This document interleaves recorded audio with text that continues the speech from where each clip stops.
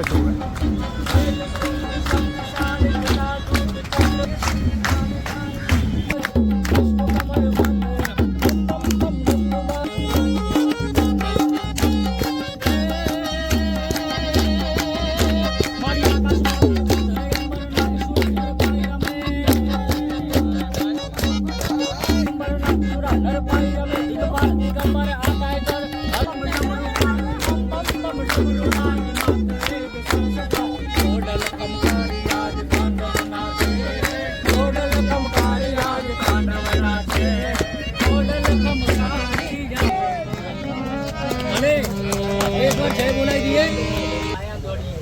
भगवान श्री कृष्ण कृष्ण बंदे कृष्ण भगवान ने मारी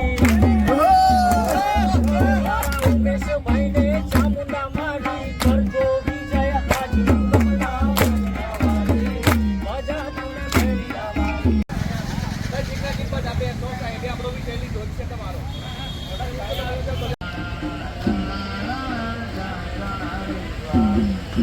તો તમ શોપિંગ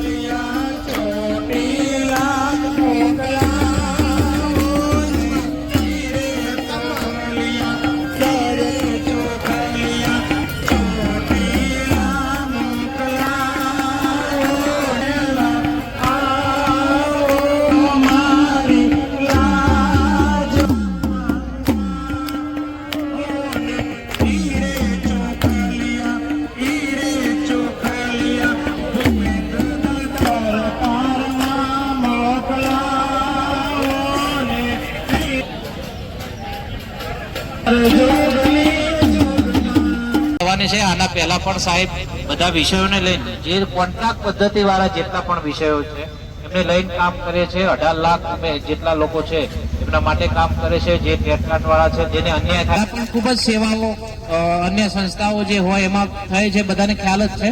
અને જ્યાં પણ જેની પણ જરૂર પડે, જ્યાં પણ એવું લાગે કે ભાઈ આ વિષયને આટલો અટક્યો છે તો એને પૂર્ણ કેવી રીતે કર્યું, એવા હજારો પ્રશ્નો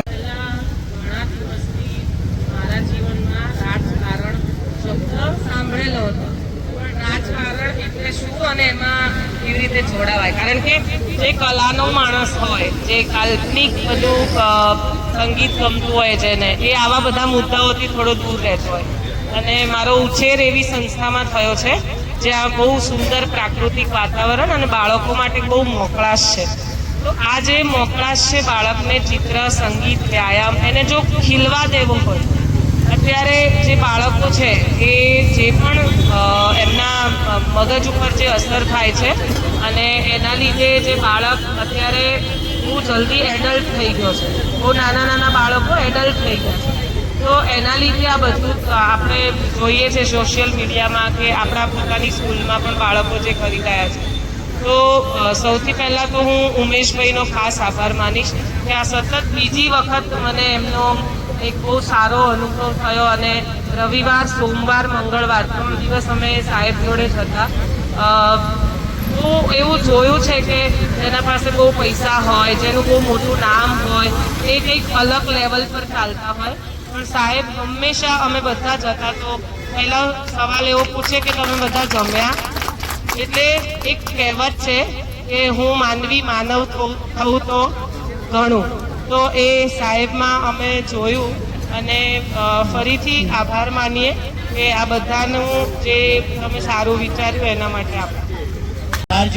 અને જ્યારે અમારી સપોર્ટની જરૂર હોય સાહેબ હરમેશ તૈયાર છે, બીજા ધારાસભ્યો પણ છે, એમને પણ આપણે લાવવાનો આપણે સાથે મળીને પ્રયત્ન કરીશું.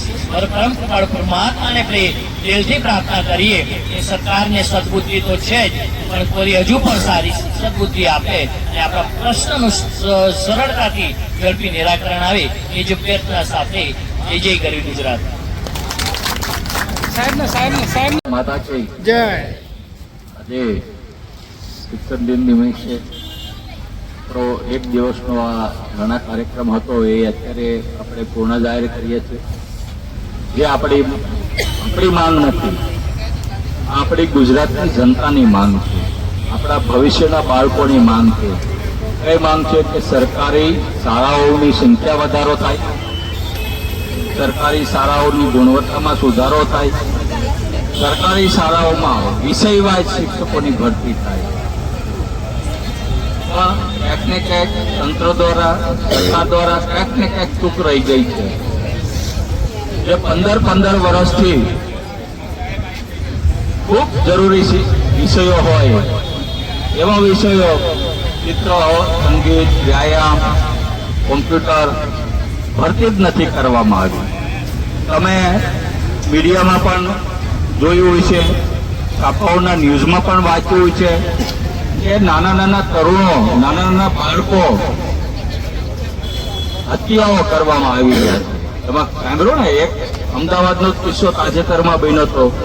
એક સાવ નાનો એવો બાળક એક બીજા બાળકને પેલું પરિકર મારીને હત્યા કરી દે છે. આવું બને છે ને? કેમ બને છે? કોઈ ચિંતા કરી?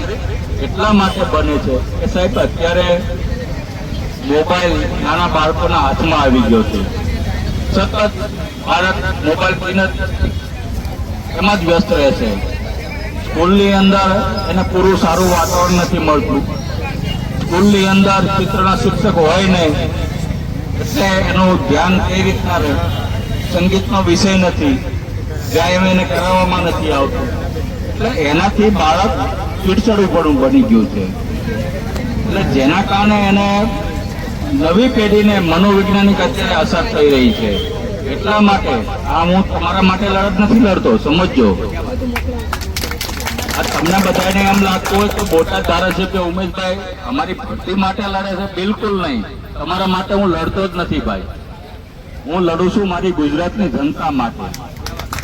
હું લડું છું આવનારી પેઢી માટે. એટલા માટે કે જો આવનારી પેઢીને મોબાઈલમાંથી, વ્યસનમાંથી મુક્ત કરાવી છે, સારા સંસ્કાર આપવા છે, તો એને સારું ચિત્ર દોરતા શીખવાડવું પડશે, સંગીત એને આપવું પડશે, વ્યાયામ એને આપવું પડશે. અને સરકારી શાળા કેવી હોવી જોઈએ? ગુણવત્તાવાળી બનાવવી પડશે. તો પછી આપણી ગુજરાતની શાળા, આપણી દેશની શાળામાં જે સારામાં સારો જજ બનશે, સારામાં સારો ધારાસભ્ય બનશે, સારામાં સારો કલેક્ટર બનશે, સારામાં સારો વૈજ્ઞાનિક બનશે. એ કોણ બનાવશે? તમે લોકો બનાવવાના છો ને. તો આજે મેં એક જ કીધું હતું કે ભાઈ રાજ્ય સરકારની જે કાંઈ ચૂક થઈ છે એ તાત્કાલિક અસરથી સુધારે, અને જ્યાં સુધી તમને લોકોને, ગુજરાતના તમામ ભાવિ શિક્ષકોને ન્યાય નહીં મળે ત્યાં સુધી હું તમારા લડતમાં હર હંમેશ સમર્થનમાં રહ્યું. તન મન ધનથી પૂરેપૂરું રહેવાનું છે. બીજું કે કરાર આધારિત શબ્દ છે એ ગુજરાતમાંથી આપણે સૌ મળી નેસ્ત નાબૂદ કરવાનો છે. એ કરાર આધારિત ક્યારેય શિક્ષક બનવો ન જોઈએ. કરાર આધારિત કોઈ પણ કર્મચારી, આરોગ્યનો હોય તોય ભલે, સચિવાલયનો હોય તોય ભલે, કોઈ પણ કરાર આધારિત કર્મચારી ગુજરાતમાં ન હોવો જોઈએ. ત્યારે જે કાંઈ ભરતી સરકાર દ્વારા કરવામાં આવે એ સંપૂર્ણપણે કેવી હોવી જોઈએ? કાયમી કરવામાં આવે. એક જ માંગ સાથે તમે આટલી બધી ઉપસ્થિત થયા એ બદલ તમારો પણ હું હૃદયપૂર્વક આભાર માનું છું. અને તમે જ્યાં પણ સરકારી નોકરી કરો, પ્રાઇવેટ કરો, અને આટલી બધી બહેનો આવી, બહેનોને પણ અભિનંદન આપું છું. અને જ્યાં પણ તમે જાઓ એ ચોક્કસપણે મને વિશ્વાસ છે કે આજે આપણો જે સંદેશ છે આવનારી પેઢી માટે કે ભાઈ આપણું બાળક જે છે એ વ્યસન મુક્ત બનવું જોઈએ, તંદુરસ્ત બનવું જોઈએ, સમાજનું નિર્માણ પણ વ્યસન મુક્ત બનવું જોઈએ, સમાજ પણ આપણો તંદુરસ્ત બનવો જોઈએ. એમાં તમારા ગુરુજનોની ખાસ મારે જરૂર છે. એટલે હર હંમેશ તમને હું મારું સમર્થન આપતો રહીશ. અને જ્યાં સુધી આપણા વિષયોની કાયમી ભરતી નહીં થાય ત્યાં સુધી આપણે સૌ સરકાર સામે, તંત્ર સામે લડતા રહીશું. ભારત માતા કી જય. ખૂબ ખૂબ આભાર. આપણે 17 છાવણી ખાતે બધા જે ભાઈઓ મિત્રો ભેગા થયા છે.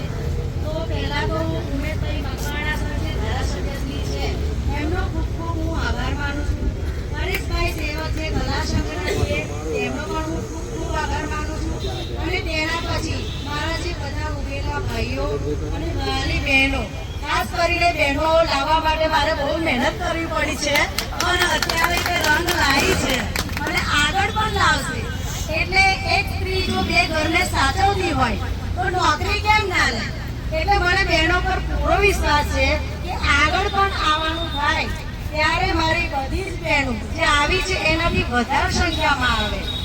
અને જે ઉમેશભાઈની વાત કરી તો મેં મારા જીવનમાં કેટલા બધા ધારાસભ્યો જોયા છે, કેટલા બધા ધારાસભ્યોને આવેદન આપ્યું છે, રૂબરૂ મુલાકાત કરી છે, પણ જે આ ધારાસભ્યોએ કર્યું છે એની સાથે કોઈ પણની સરખામણી નથી થતી. અને ઉમેશભાઈના મેં જે 6 વર્ષ પહેલા જે એક નાની બાળકી સાથે રેપ થયો હતો ત્યારે તે નરાધમને એમને સજા આપી છે અને હજુ પણ જેલમાં છે. અને એ વાત મને જાણી કે બેન દીકરીઓની જે સાહેબ આટલી બધી ઇજ્જત કરતા હોય તો અહીંયા બધા સેફલી બહેનો આવે છે. અને જે રાત્રિ રોકાણ કર્યું છે એમના માટે ઉમેશભાઈ મકવાણા સરે સ્પેશિયલ વ્યવસ્થા કરી છે સીસી કેમેરા સાથે. એટલે બહેનો બધી અહીંયા જે બેઠી છે એ ફૂલ સેફટીમાં છે. અને અત્યારે જે આપણે એક દિવસનો કાર્યક્રમ કર્યો છે એ 5 વાગ્યા સુધી આપણો પૂર્ણ થાય છે. તો પછી એવું નહીં સમજવાનું કે આપણું પૂરું થઈ ગયું. હવે બધા સોશિયલ મીડિયા પર ઘેર જઈને આજથી જ કામ ચાલુ કરી દો અને વાલી, વિદ્યાર્થીઓ બધાને સમાજને જાગૃત કરો કે જે બાળકો તમારા ભણવામાં આવે છે તો અત્યારે તમે બધી વિસ્તારના કિસ્સાઓ જુઓ કે બાળક ગુસ્સાવાળું થઈ ગયું છે, કે બાળકને એકદમ હતાશ થઈ ગયું છે. તો એના જીવનનો રંગ ભરો, સંગીત ભરો, રમત ગમત ભરો અને બિંદાસ શીખવા દો. તો આ ક્યારે શક્ય થશે કે સર્વાંગી વિકાસ મળશે ત્યારે. તો આજથી બધી જ ભાઈઓ બહેનો સોશિયલ મીડિયા અને ગામના તમામ ભાઈઓ બહેનો વાલીઓને ખાસ જાગૃત કરો કે તમે પણ માંગણી મૂકો, સરપંચને પણ મળો કે મારી ગામની શાળામાં સર્વાંગી વિકાસના શિક્ષકો જોઈએ છે. આજે બેગલેસ કાર્યક્રમ આવી ગયો છે તો એના શિક્ષકો ક્યાં છે? તો વાલીઓ પ્રશ્ન કરે. આપણે પ્રશ્ન કરશું તો સરકારશ્રી એમ જ કહેશે કે તમારે ઘર જ છે. પણ વાલી જ્યારે શિક્ષક માંગશે ત્યારે એમને ખબર પડશે કે ખરેખર જાગૃતતા આવી છે. તો બધા જ વાલીઓને, બધા જ ભાઈઓ બહેનોને હું મીડિયા દ્વારા વિનંતી કરું છું કે તમે પણ જાગૃત થાઓ અને તમારા બાળક જે નિરસ થાય છે એના જીવનમાં રસ ભરો. અને ફરીથી મુકેશભાઈ, ફરીથી હું ઉમેશભાઈ મકવાણા સર, પરેશ સેવક અને ખાસ કરીને આજે અમારી ટીમે આટલી બધી મહેનત કરી છે એ ટીમ માટે પણ બધા જોરદાર તાળીઓ. અને બહેનો માટે પણ કે આગામી કાર્યક્રમો આનાથી ડબલ બહેનો આવશે. હું આવીશ અને બીજાને લાવીશ એ સૂત્ર બધા જ યાદ રાખો. જય ભારત.